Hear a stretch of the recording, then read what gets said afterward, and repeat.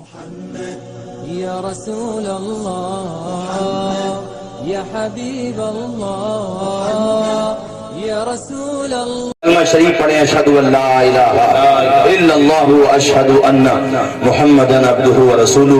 آؤ میں تمہیں ایک عاشق کی داستان سناتا ہوں۔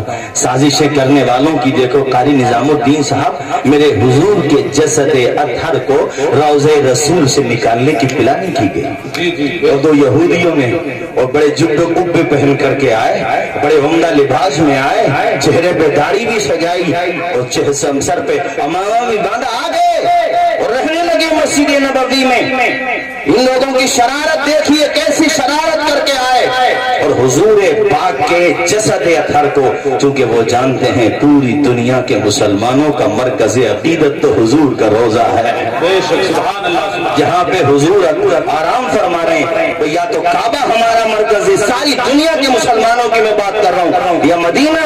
اللہ اکبر۔ اب میں آپ کو بتاؤں داستان، اس وقت زمانہ قیادت سنبھالے ہوئے تھے سلطان نور الدین زنگی، ایک دن آرام کر رہے تھے، اللہ اکبر، قسمت کا ستارہ چمکا، بنجر زمین پہ نور کی برسات ہو گئی، جب خواب میں نبی سے ملاقات ہو گئی، سبحان اللہ۔ اور حضور نے، ذرا سوچئے، ہم لوگ اتنے گناہگار ہیں اور سیاہ کار ہیں، گناہوں میں ڈوبے ہوئے ہیں، لیکن اس کے باوجود ایک امید رہتی ہے کہ یا رسول اللہ، نہ طاعت پر، نہ تقوی پر، نہ زہد و اتقاء پر ہے، ہمارا ناز جو کچھ ہے محمد مصطفیٰ پر ہے۔ سنا ہے آپ ہر عاشق کے گھر تشریف لاتے ہیں، میرے گھر میں بھی ہو جائے چراغاں یا رسول اللہ۔ گنبد خضرا دیکھیں تو آنکھوں سے پانی برسنے لگتا ہے۔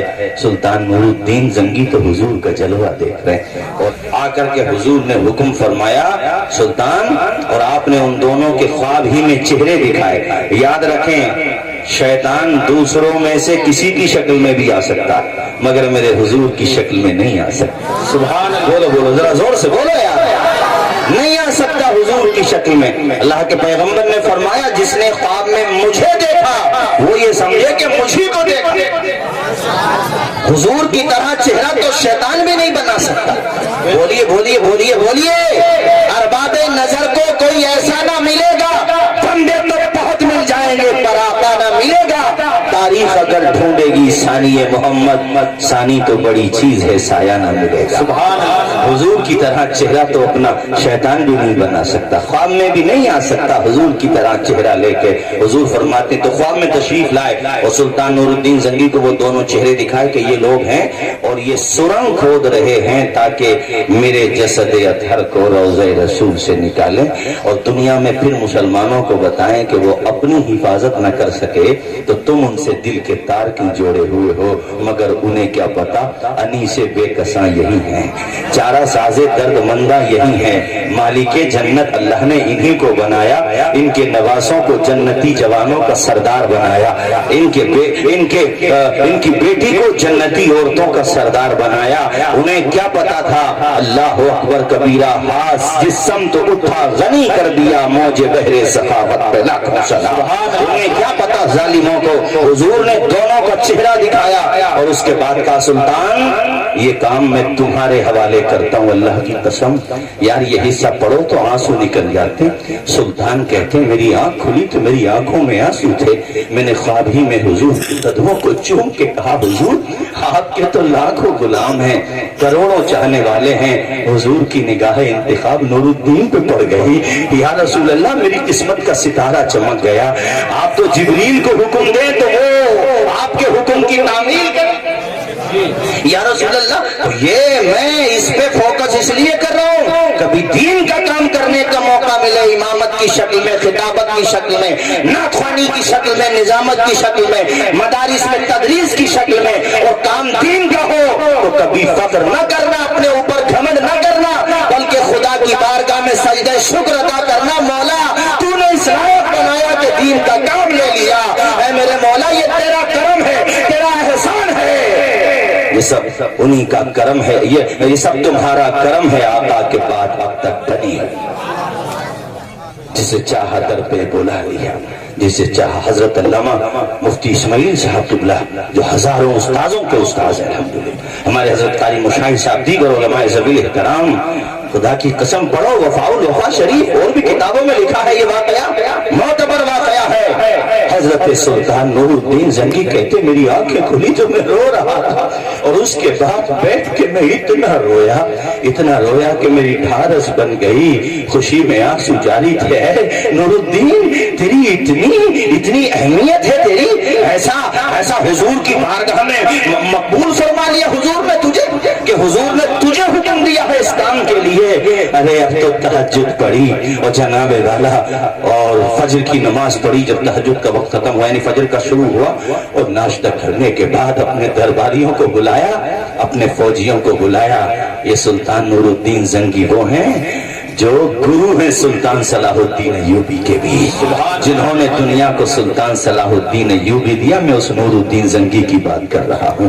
سب کو بلانے کے بعد جو کہا، سنو پلولا اور مجاہد نگر اور جناب والا ہمارا یہ آس پاس کی بستیوں سے آئے ہوئے خوش عقیدہ مسلمان بھائیو، سنو حضور سے محبت کرو تو سچی کرو، محبت ہے بلا شبہ لیکن اس میں روحانیت لانے کی کوشش کرو۔ اللہ کے رسول کی بارگاہ میں خالی وقت میں درود و سلام کے تحائف پیش کیا کرو، حضور کی بارگاہ میں تڑپ تڑپ کے سلام پڑھا کرو۔ عربی میں یاد نہیں ہے یاد کرو، لیکن عربی میں بھی پڑھو، اور آنکھیں بند کر کے اعلیٰ حضرت کے لہجے میں بھی پڑھو۔ کعبے کے بدرو دجا تم پہ کروڑوں درود، طیبہ کے شمس و ضحا تم پہ کروڑوں درود۔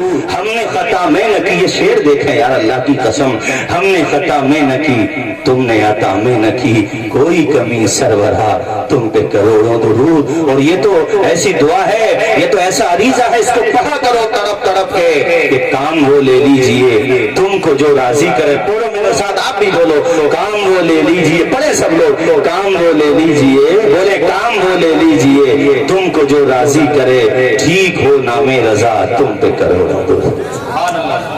ارے حضور کی بارگاہ میں کوئی بندہ مقبول ہو جائے، اس سے بڑا اس کی قسمت کا ستارہ کیا چمکے گا۔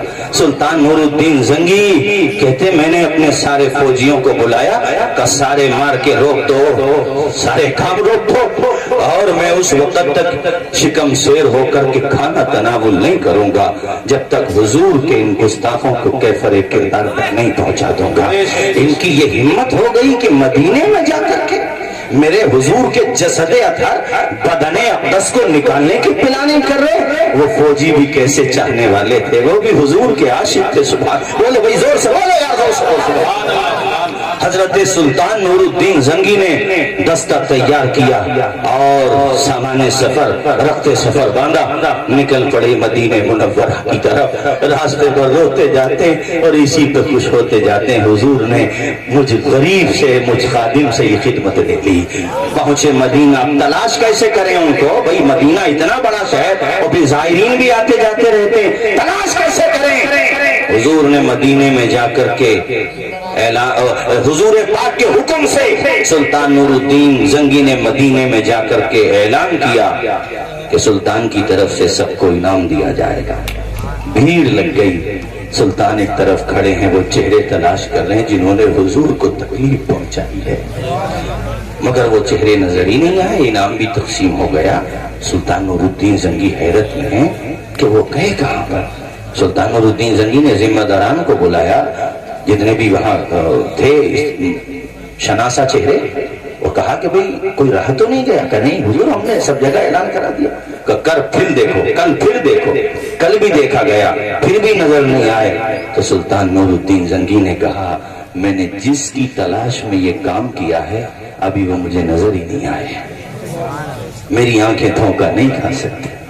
بولو بولو بولو، اور حضور نے دکھایا ہے تو دھوکے کا سوال ہی پیدا نہیں۔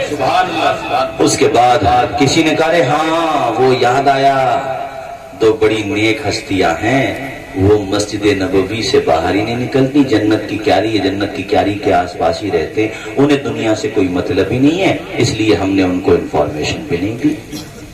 سلطان سمجھ گئے ہو نہ ہو یہی ہوں گے، کہا ان کا چہرہ دکھا سکتے ہو؟ کہاں چلیے۔ سلطان نور الدین زنگی جب وہاں پہنچے، دونوں کا چہرہ دیکھ کے تن بدن میں آگ لگی، میرے حضور کے جسم کو نکالنے آ رہا ہے تو اللہ اکبر کبیرہ. آپ نے دونوں کو پکڑا تو اب ان کا ظاہری حالات ایسے تھے کہ وہاں کے لوگوں نے ان کا دفاع شروع کر دیا. ارے یہ کیا کر رہے ہیں تو بڑی نیک ہستیاں, دنیا سے کوئی مطلب نہیں. کہ ظالموں, چمکتا جو نظر آئے وہ سب سونا نہیں ہوتا. سبحان اللہ سبحان اللہ. آپ نے فرمایا رہتے کہاں پر ہو؟ کہا یہاں. اب وہاں کچھ سراغ نہیں ملنا, پتا کیسے کریں؟ حضور نے وہ سرنگ بھی دکھائی تھی, اس جگہ پہنچ گئے, وہاں بھی کچھ نہیں پتا. جیسے اب چٹائیاں ہیں تو اس زمانے میں بھی جو بھی حساب رہا ہوگا, کھجور کی بنتی ہوگی اس زمانے میں جو بھی ہوگا, اب اس کے اوپر چٹائی پڑی ہوئی ہے تو سرنگ ہے, مگر وہ بھی نور الدین تھا سبحان اللہ سبحان اللہ. اور نور خدا کے حکم سے, پیارے آقا کے حکم سے آیا تھا. کافی دیر دیکھتے رہے, اس کے بعد قدرہ یہ چٹائی ہٹانا تو دونوں کے چہرے اتر گئے. جانتے تھے یہ سلطان نور الدین زنگی ہے, چمڑی بھی ادھیڑے گا اور کیا حال کرے گا. اور پلاننگ ہماری ختم, مٹ گئے, مٹتے ہیں, مٹ جائیں گے, آدھا تیرے, نہ مٹائے نہ مٹے گا, کبھی چل جاتے. سبحان اللہ. اللہ اکبر کبیرہ.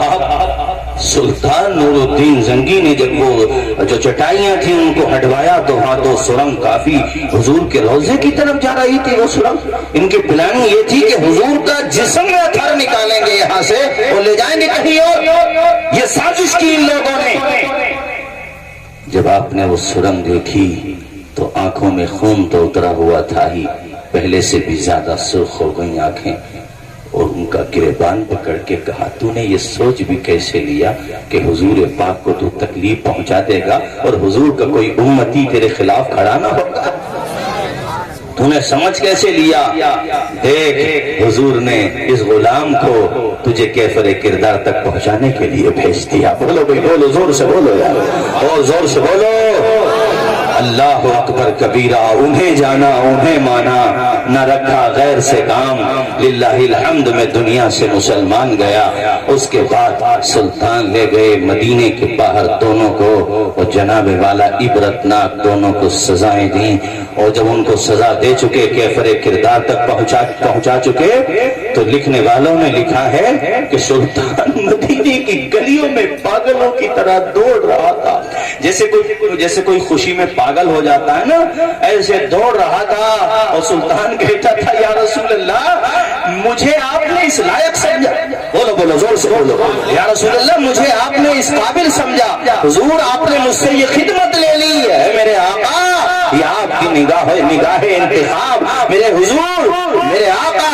اور وہیں پر سلطان نور الدین زنگی نے دنیا والوں کو یہ پیغام دے دیا کہ جو جان مانگو تو جان دیں گے, جو مال مانگو تو مال دیں گے, مگر نہ ہو سکے گا ہم سے ہرگز نبی کا چاہو چلا. سبحان اللہ. نعرہ تکبیر, نعرہ رسالت, مسلک اعلی حضرت, تحفظ ناموس رسالت, نعرہ تکبیر.